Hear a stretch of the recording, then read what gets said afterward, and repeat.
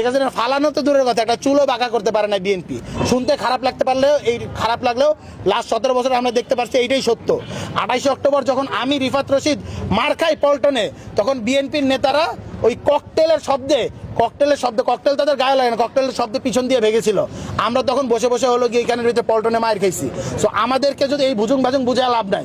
BNP যদি ওই দিন শক্তিশালী নেতৃত্বে থাকতো, তারা যদি ওইখানে রাজপথ না ছাড়তো, ওই দিন শেখ হাসিনার পতন হয়।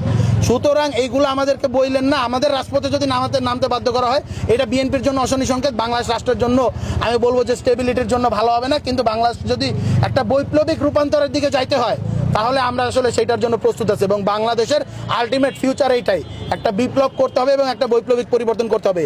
এই যেই যারা রয়েছেন so called quote unquote senior citizen, এই সিনিয়র সিটিজেনদের হাতে আমরা জুলাইকে দিয়ে দেখেছিলাম, তাদের হাতে আমরা ঐক্যমত্য কমিশনে পাঠিয়েছি, রাজনৈতিক দলগুলোর হাতে পাঠাইছি।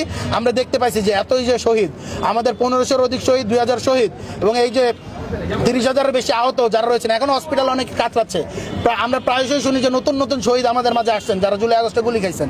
তাদেরকে এখনো আমরা দেখতে পাচ্ছি মরে, কিন্তু তাদের প্রতি আসলে যাদের কোনো দায় দরদ নাই, তাদের হাতে আমরা আরেকবার রাষ্ট্র ছাড়বো না। এই জিনিসটা আমরা স্পষ্টভাবে বলে দিচ্ছি। আমরা বলেছি স্পষ্টভাবে যে আমরা রাজপথে আসতে চাই না। আমরা চাই গভর্নমেন্ট স্টেবল হোক, রাষ্ট্র স্টেবল হোক। অলরেডি আপনারা দেখতে পাচ্ছেন যে বিশ্বজুড়ে আসলে যুদ্ধ চলছে। সো বিশ্বজুড়ে আমরা অনেকেই সন্দেহ প্রকাশ করছেন যে হলো গিয়ে, অ্যানালিস্টরা সন্দেহ প্রকাশ করছেন যে এটা কি তৃতীয় বিশ্বযুদ্ধের শুরু কি শুরু না। সো এরকম একটা ক্রান্তিকালীন সময়ে আমরা চাই রাষ্ট্র স্টেবল হোক, রাষ্ট্রের মানে রাজপথের আন্দোলন থেকে রাষ্ট্র তার পলিসি নিয়ে ভাবুক। কিন্তু আমাদেরকে যদি রাজপথে আসতে বাধ্য করা হয়, তাহলে আপনারা দেখতে পারছেন যে রাজপথে আমরা আসলে স্বৈরাচারী শেখ হাসিনার বিরুদ্ধে শেখ হাসিনাকে ফালাইতে পারি।